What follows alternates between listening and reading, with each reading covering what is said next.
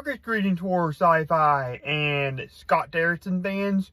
Drew here from Horror Sci-Fi and Beyond, here with another out of the theater review. And the movie I just went to go see was the new Black Phone movie.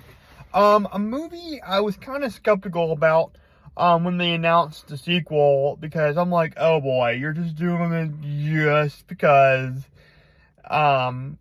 the first one was so successful. So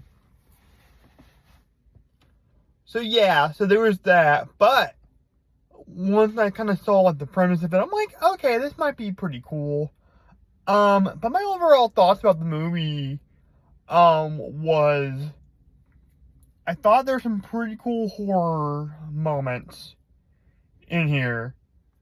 But I ultimately thought it was very cold, and lacked a lot of the heart and humor from the original. Though it is here, but very sporadic, it was just missing that element that made the original so good. I felt like.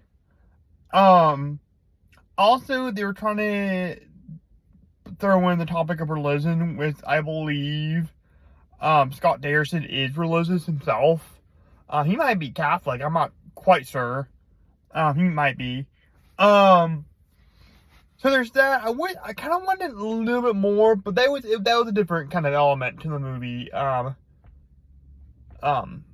was interesting. Or I like how it was kind of expanded on Gwenny's faith.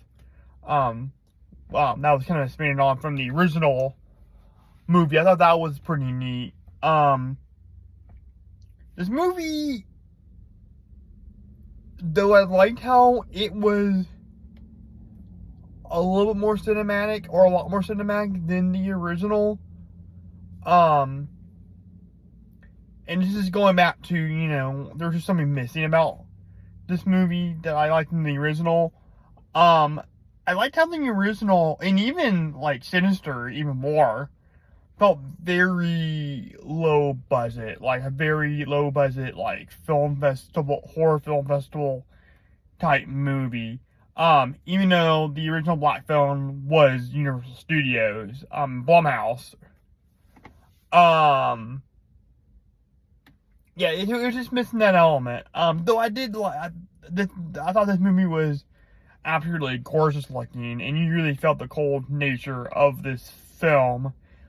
Definitely had a lot of, The Thing in there. I think, Derrickson was very inspired by The Thing.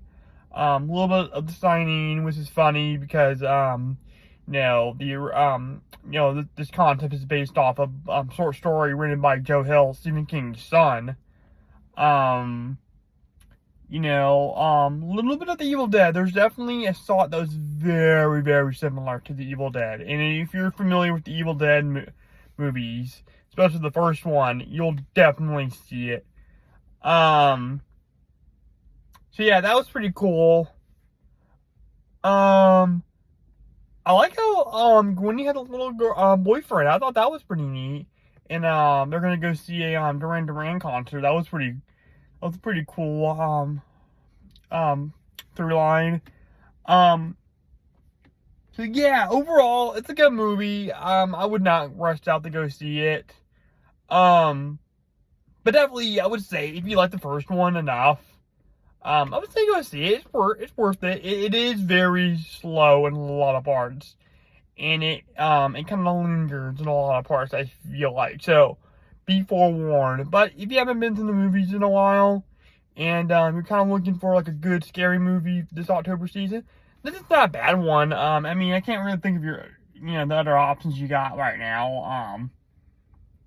I mean, except for Selby Oats coming out next weekend, and I guess you got re-release of Paranorman, which is pretty cool, and that's gonna be in 3D. So yeah, like I said, definitely go check this movie out. And as always, guys, if you like this episode and you want to see more spooky and weird content, make sure you slash that subscribe button, and make sure you give this episode a King Kong size thumbs up and give it a killer comment. And as always, guys, This has been Drew from Horror Sci-Fi and Beyond. And don't forget to stay weird. Over and out. Bye.